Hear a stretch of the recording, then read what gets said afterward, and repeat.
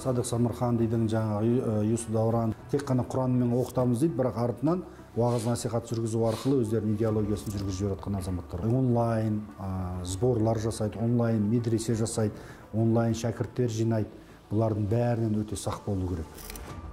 Экстремистік идеология қоғамның бітеу жарасы. Кез келген ортаның интеллектуалды дамуын тежейді.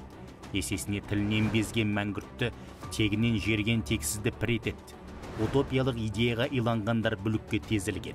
Шабақтарды шатаққа шырмап жатқан жайын Содик Самарканди. Өзбекстан Республикасында дүниеге келген. Шын аты жөні Содикжон Мухаммадиев. Түркияда медресе атын жамылып, содырлар сойқанына адамды да, ақшаны да тартуда. Оның оң қолы Юсуф Даврон лақабатымен танылған псевдо-уағызшы да әлеуметтік желіде белсенді. Бұлардың артында Катиба Таухид Уаль Джихад террористік ұйымы тұр. Ескертеміз. Бұл екеуінің орталығына балаларын онлайнда, офлайнда оқытқандар заң алдында жауапкершілікке тартылады. Интернет желісі арқылы, немесе қойылған медреселері өздерінің жалған пікірлерін, идеологиясын тарап жатқан өте қауіпті дүние.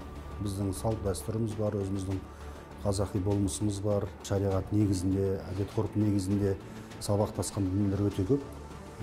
Сол дүниелердің бүгінде тамырына балта шабатындай бидат, ширк, қате пікір, дұрыс емес, шариғаттан бір тыс нәрсе құсап көрсеткісі келеді. Тек қана Қазақстан мұсылмандар діни басқармасының бұйрығын алған ресми имамдарымыздың тәлімінен ғана сабақ алуға болады.